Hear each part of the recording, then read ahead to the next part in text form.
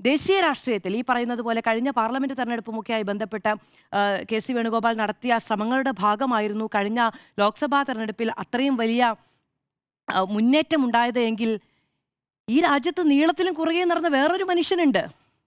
രാഹുൽ ഗാന്ധി എന്നാണ് അയാളുടെ പേര്.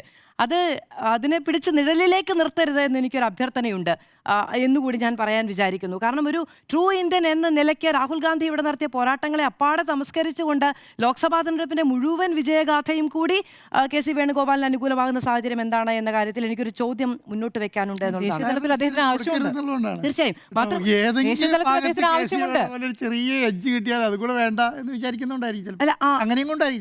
മനസ്സിലായില്ല എനിക്കത്. ഏതെങ്കിലും ഒരു എഡ്ജ് കെ സി വേണുഗോപാലിന് കിട്ടുവാണെങ്കിൽ അതും കൂടെ വേണ്ട എന്ന് വിചാരിക്കുന്നു. ആര് വിചാരിക്കുന്നത്?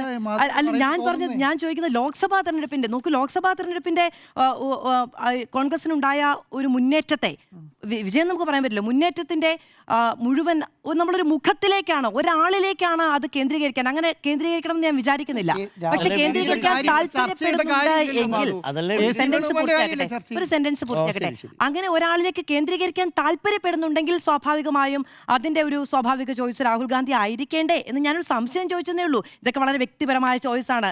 നിങ്ങളുടെ താല്പര്യം, നിങ്ങളുടെ അഭിപ്രായം, നിങ്ങളുടെ സമവാക്യങ്ങൾ, നിങ്ങളുടെ എന്താ പറയുക തിയറികൾ, ഇതൊക്കെ വരട്ടെ. അത് ഞാൻ വളരെ ബഹുമാനത്തോടു കൂടി കാണുകയും ചെയ്യുന്നു.